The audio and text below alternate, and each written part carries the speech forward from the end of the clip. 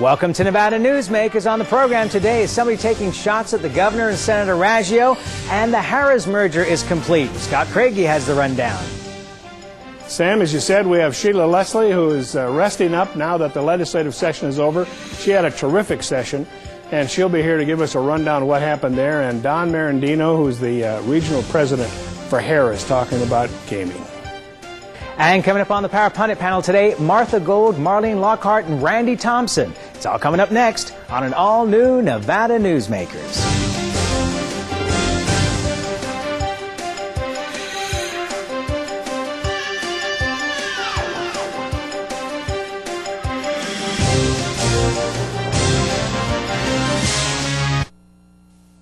Nevada Newsmakers, brought to you in part by the Tahoe Reno Industrial Center, the world's largest industrial park, the resort at Red Hawk, and the Peppermill family of casinos. Here at the Tahoe Reno Industrial Center, water resources come from fresh, clean groundwater, approved by state permits. The water is pumped from wells to million-gallon storage tanks and then distributed to TRI companies. Another amenity is our investment in a state-of-the-art wastewater treatment plant. This disposal system converts waste to clean water for industrial applications. Welcome to the Tahoe Reno Industrial Center, the largest industrial park in the world, building economic prosperity for Nevada. It really was a matter of confusion, and I also had the stress on my wife was considerable too, as she ran around talking to the right people and trying to track down resources that would improve my health and make me independent again.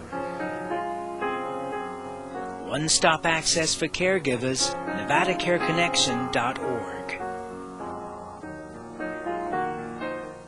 Nevada Newsmakers is sponsored in part by the Nevada Beer Wholesalers Association. As an employer, did you know you can be held liable for negligent hiring? A background screening by Employer Links can uncover criminal records, like alcohol and drug convictions. It can verify the applicant's education, driving records, and professional licenses. Employer Links can check civil records, registered sex offender records, and Social Security fraud. Hiring the right person shouldn't be a gamble. Call Employer Links. Employer Links, protecting your investment. So, who do you use for workers' comp? Pro Group Management. Ah, I've heard some good things about them. Oh, you bet. Employee background checks, safety training, claim seminars. Oh, and here's the great part. If you have an issue, they work for you, not against you. Sounds perfect. And expensive. Well, that's the best part. They saved me 30%. I've heard they've saved others 50%. Works for me. Pro Group Management. Finally, workers' comp that works for you. This is Nevada Newsmakers with host Sam Shad, a no-holds-barred political forum. Now, from the Nevada Newsmakers broadcast headquarters, here is Sam Shad. And from Washoe District 27, we welcome to the program Assemblywoman Sheila Leslie. Always a pleasure to have you here. Thank you, Sam. Session is over. You've been taking a couple of shots lately. A couple of articles that came out in the Reno Gazette-Journal recently. Your comments were, during the significant political and fiscal ramifications on the property tax issue, Governor Gwynn's guidance was absent. He went missing. Really? The staff as well? Well, I wouldn't call those political shots. As you know, well know from the journalistic business, reporters try and get both sides of the story, and so that was an end of the session roundup.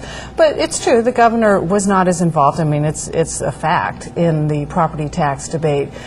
Later on in the session, he became, in my view, also in that story, a little bit over-involved in the rebate issue. I felt he was threatening to veto the whole budget if we didn't do the rebate exactly the way that he wanted to. So your quote was, "I found that somewhat annoying, to be honest."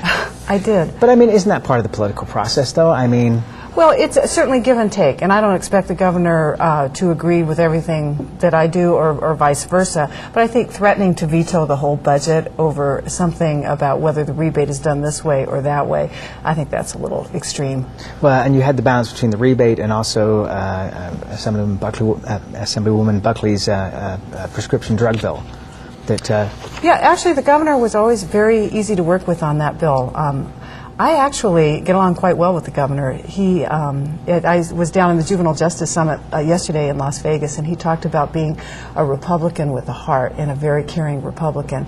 And certainly on the issues that I work on, the most human services issues, Governor Gwynn's been the best governor I've ever worked with, by far. Well, and he certainly has gone from being partisan in nature to being the governor of all the people, wouldn't you say? Yeah, I think he's done a good job as governor. That doesn't mean that I can't criticize him. I think sometimes we're getting into the mode where we think if we can't disagree, it's partisan politics and all of that. The governor and I have a very good relationship. We disagree on some things. We agree on many other things. We probably agree on more than we disagree on. Okay, you also had some comments about Senator Raggio. You said that the cracks in the master's armor still exist. I still think his caucus frustrates him. The old style of leadership isn't working the same way anymore. And I still think stronger leadership could have avoided a special session. How? Well, the last comment was about really Senator Beers in the end with the Millennium Scholarship. And it was one of those things you had to be there in the building to really see. And where I think a special session could have been avoided is if Senator Raggio had pulled him back and said, wait a minute, you know, if you're not going to compromise, let's put somebody on the negotiating team who is. Because Senator Beers was just, nope. When we took Senator Beers off and we took one of our people off, in the end, I was in the second negotiating team. We sat down with the governor. We had Chris G. by any chance? It was. We settled the whole thing in 10 minutes. So I think Senator Raggio should have pulled Bob Beers back sooner.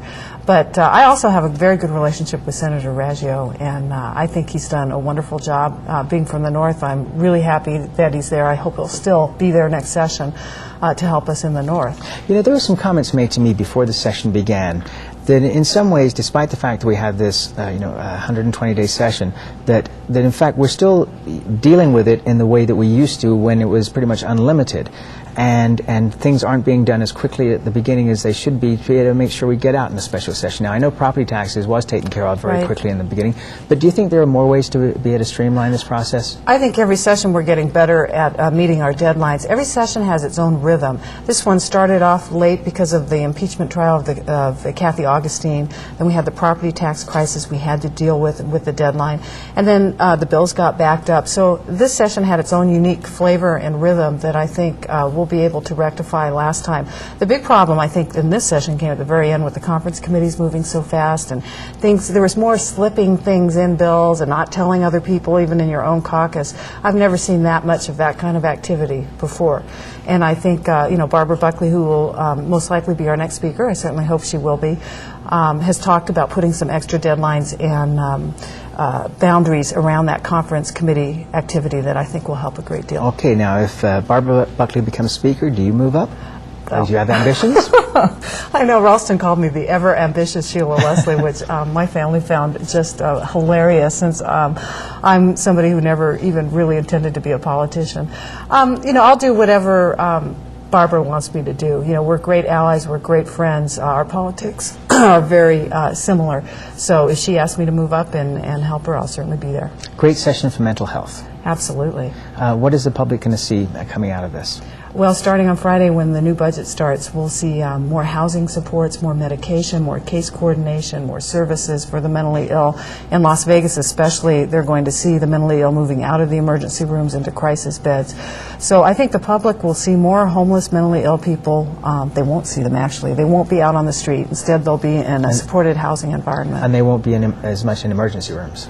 Absolutely. That should, once we get the triage centers in place up here, we already have it going in Las Vegas, the police will be taking the severely mentally ill to the triage center, not to jail, not to the hospital emergency room. Okay, last question. How much did the governor's race play in Democratic politics at the session? There were some uncomfortable moments, and there will continue to be. Democrats aren't used to that much fighting within our party. In Nevada, really, we're pretty unified. But I think the session, so much got done. When you look at the session overall, especially from the Democratic point of view, the things on our agenda, we did very well. And I think we stood for a lot of good things for our people. And I think overall the Democrats came out of this session way ahead. It's always a pleasure to have you here, Sheila Leslie. Thanks so much. We'll be right back on Nevada Newsmakers after this.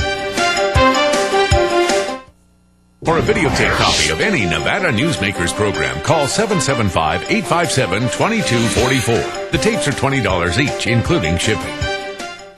My family started this business 27 years ago. We work hard to serve our customers and our community. But it's getting harder and harder to keep the doors open. For example, our workers' comp is going through the roof. Isn't anyone on my side anymore? The Retail Association of Nevada is. If you're a small business owner, we can cut your workers' comp by up to 50%, lobby for your interests, and keep you informed. Put us to work today.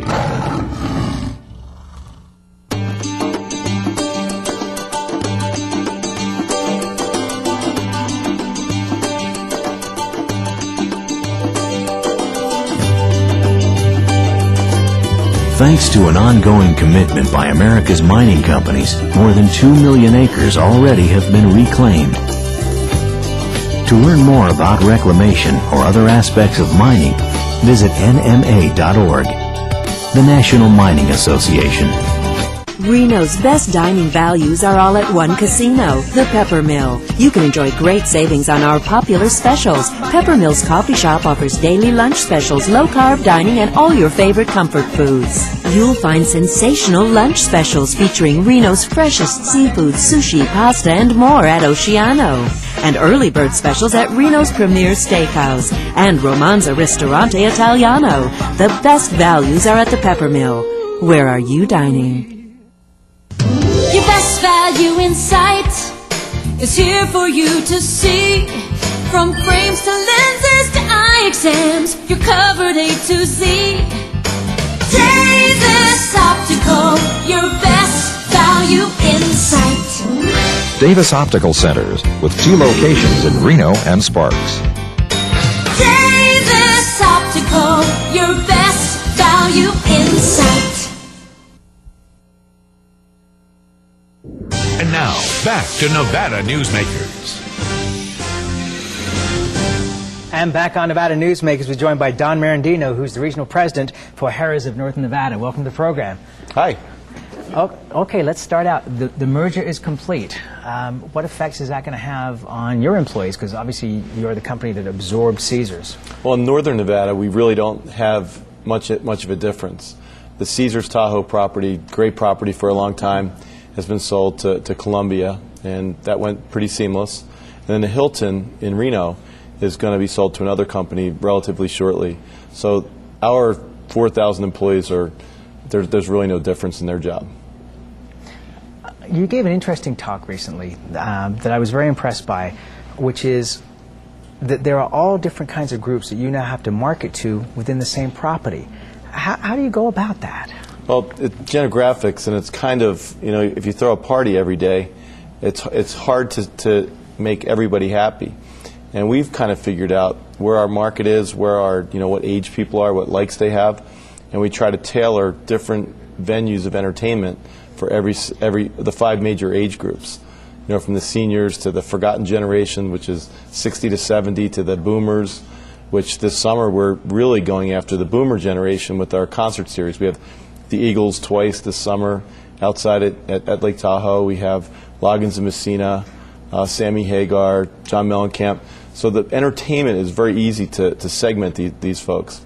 What about attention span? How do you deal with that from the different generations? Well, the core gaming market is 52.4 years old in the database. So obviously most of your effort goes there to provide entertaining ventures for everybody in that age group. And that's where we spend the most of our time. The gravy goes to the non-traditional gamer. If you can get them into your property by entertainment or great restaurants or whatever, you can make money in the non-gaming entities. So how do you keep Tahoe fresh now that there's California Indian gaming, American Indian gaming? Obviously, you've got to do some things to revitalize it so that the facilities have a new level of excitement. Some things have got to be done in that arena. What do you do in order to compete there? Well, the Indian gaming market really took away that drive up. Somebody said, hey, let's just go up to Tahoe or Reno for the day and play some slot machines. So that market is very difficult to go after. So we've tried to take the approach that said, here's these interesting entertainment venues. Maybe it's the boat that we have on the lake. We have the Tahoe Wabo cruises at night. The people can't do that at Thunder Valley or Cache Creek. And We opened the restaurant that you saw last night called 19. You almost tried to kill me last night. It was amazing. This man served up every item on the menu at 19 Kitchen, the new restaurant on top of Harvey's, and my wife and I just had to escape at a certain point because we could not eat anymore. Right. You need any other volunteers? Thursday night we open up. We're very happy about it. But that's an example. It's a different type of entertainment. It's kind of a fun place to eat and look, and beautiful surroundings, and the costumes are great on the employees, and it's just a fun place. But I think somebody's going to go there and they're going to want to come back.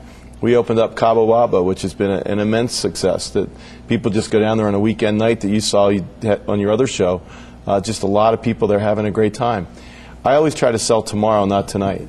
Tomorrow, if you wake up and you say, I had a great time and here's what happened, that's way better than the experience they're having at that night. Okay, there's a certain irony when you talk about Indian gaming, that Stations Casinos are now talking about putting in a Green Valley Ranch type property at the bottom of Mount Rose, and they were the company that obviously opened the Auburn Casino that started the whole Indian gaming crisis in northern Nevada. They are obviously, I would presume, going to flip people from that casino to Reno because they have their weekday gamblers there, and then they want to get more money out of them on the weekend. They're going to send them to Reno. Isn't there a certain irony there? Well, I think, it's great for the town. They'll develop a first-class facility that'll be, they'll probably spend $300 or $400 million, I would guess, on a property like that that'll drive people from Thunder Valley in their database to our area, which is great news. Obviously, it wasn't great news when they opened Thunder Valley, but somebody would have. And they took advantage of it, and they've done well. And I'm sure they'll do a great job with it here in Reno. I hope they do build. Well, when I go to Pachanga, which is in Temecula in Southern California, their product is fine, but it's not extraordinary. And that place is just jammed all the time. And I just keep thinking that that's an extraordinary marketing opportunity, that we should be down there with a plane on a Friday afternoon saying, okay, folks, if you like this, you'll really love what we've got in northern Nevada. Yeah, we're flying in 150 to 170 planes a year into Reno Airport from all over the country. I think we fly to about 80 cities. So we're flying everybody. And with the Harrah's database and now the recently merged Caesars database, I believe we talk to about 80% of the adult population that games in the country. So we're gonna tie into that database and bring people and expose them to Reno and Tahoe. So the demographics, are you bringing more young people in? Are you bringing more retired people in? Are special events your main draw? Well, our core gamer is the 52 plus, and that's really where we're going after for the gaming dollar. But through entertainment or restaurants, we're going after anybody 21 to whatever, and we'll tailor something for you at either Harrah's Reno or Lake Tahoe that you're going to have a good time with. No matter what you like, we're swinging really hard and trying to make it fun. Okay, last question. Speaking of fun, see an advertisement in the local newspaper after the July 4th fireworks, foam at your nightclub altitude. What does this mean? I'm not quite sure. No, we fill the dance. I believe he just did a Carol Vallado duck there. We fill the dance floor up with foam, and it's kind of a thing that over in Spain that they've done these foam parties that are unbelievably successful. And our nightclub is off the chart. We're going to remodel it here in the next couple months, but we figured what a way to send out the old club is foam it up a little bit and keep it scrubbed up for the summer. But it will be fun. We always love having you here. Don Marrandino, thanks so much. Good video. We'll be right back on Nevada Newsmakers after this. Read some phone for it. Nevada Newsmakers, brought to you in part by the Tahoe Reno Industrial Center, the world's largest industrial park, the resort at Red Hawk, and the Peppermill family of casinos. High-tech companies demand perfect world amenities. They require clean, reliable power, state-of-the-art fiber optic communications, and clean water sources. In a perfect world, companies would have immediate access to rail and interstate freeways. There would be 4-lane expressways that shorten shipping times and provide convenient commute routes for valued employees. Well, the future is now, and it's here. Welcome to the Tahoe Reno Industrial Center, the largest industrial park in the world, building economic prosperity for Nevadans.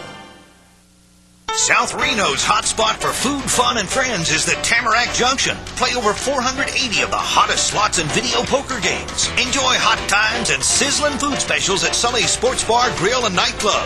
Watch your favorite game on one of our jumbo high-definition plasma TVs. Enjoy great food 24 hours a day in the Dining Car Restaurant. Or sample the best hot and cold sandwiches in the Whistle Stop Deli. The Tamarack Junction is your junction for fun. South Virginia and Amati Ranch Parkway. Yeah. My family started this business 27 years ago. We work hard to serve our customers and our community. But it's getting harder and harder to keep the doors open. For example, our workers' comp is going through the roof. Isn't anyone on my side anymore? The Retail Association of Nevada is. If you're a small business owner, we can cut your workers' comp by up to 50%, lobby for your interests, and keep you informed. Put us to work today.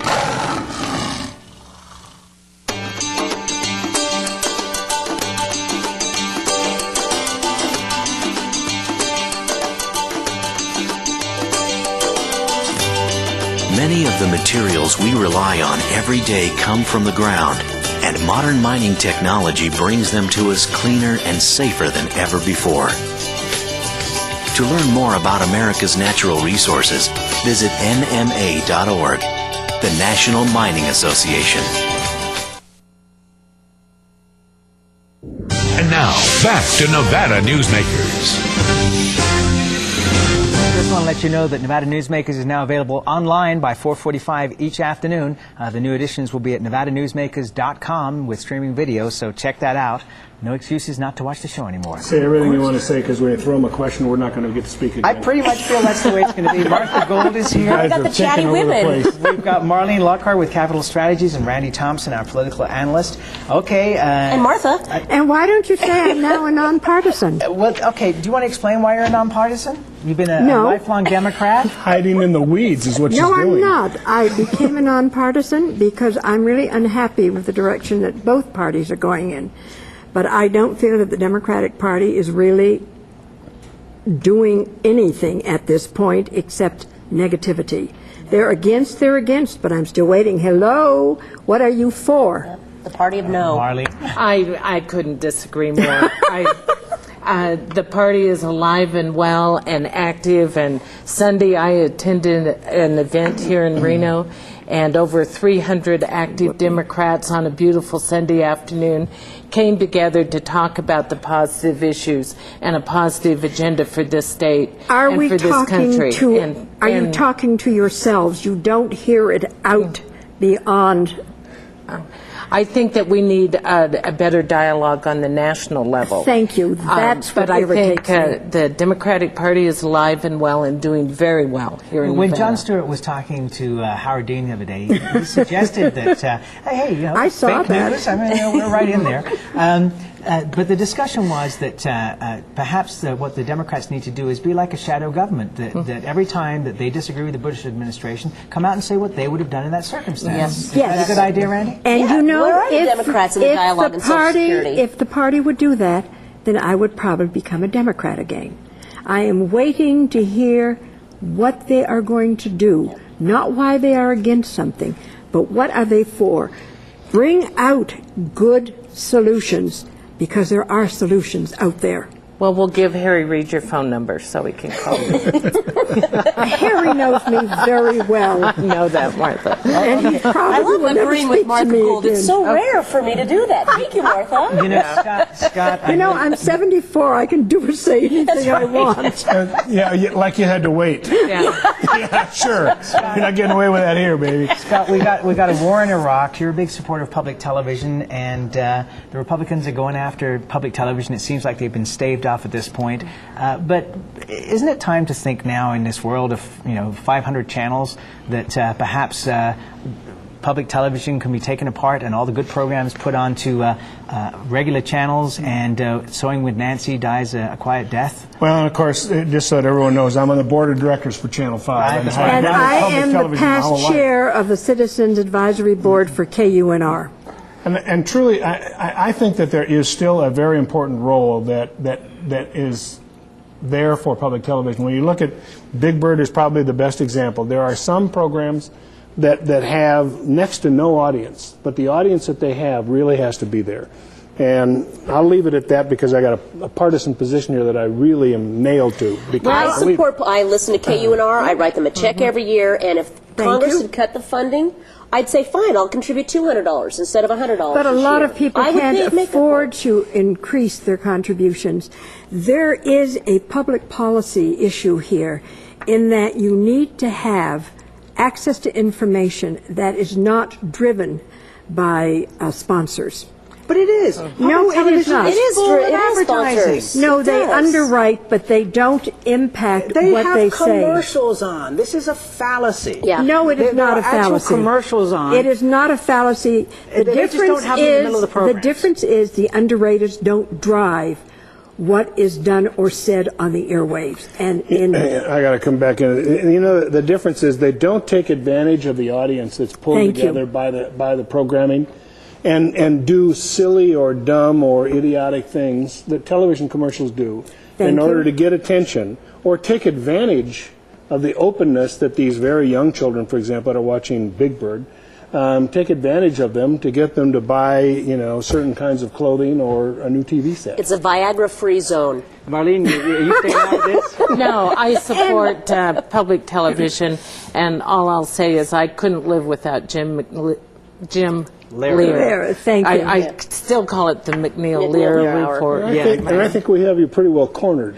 I think it's 4-1. I think you do. All right. That's the first time we've ever had that much agreement at this table. By the way, I got one word for you on Big Bird. Nickelodeon. They take that in a second. It's true. Let's talk about one of the Supreme Court rulings here, which is that they've sent back to the Federal District Court in Washington the case regarding Judith Miller of the New York Times and Matthew Cooper of Time Magazine, who are now likely to be going to jail because they won't reveal their sources on the story. And in fact, in Judith Miller's case, a story she didn't write about Valerie Plame being outed by the White House. It is outrageous beyond belief. Yeah.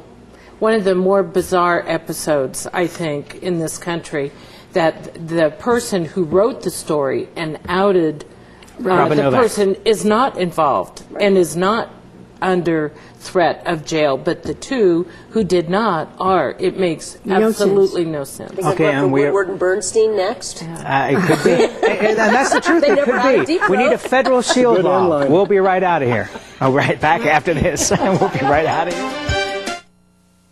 This is Nevada Newsmakers. For more than a decade, the Southern Nevada Water Authority has been helping the community embrace conservation as a way of life. That includes replacing more than 50 million square feet of grass with water-smart landscaping. During the worst drought on record, watering restrictions and tough landscaping codes have reduced the community's water use by billions of gallons, even as thousands of new residents were moving into Nevada. That's smart water management, and that's our promise to Nevada. When making your decision as where to play golf, consider the resort at Red Hawk. You know you have made the right choice the moment you arrive. The friendly staff welcomes you to our award-winning pro shop. You know you've made the right decision on the first tee. The Lakes course is in the best condition in years.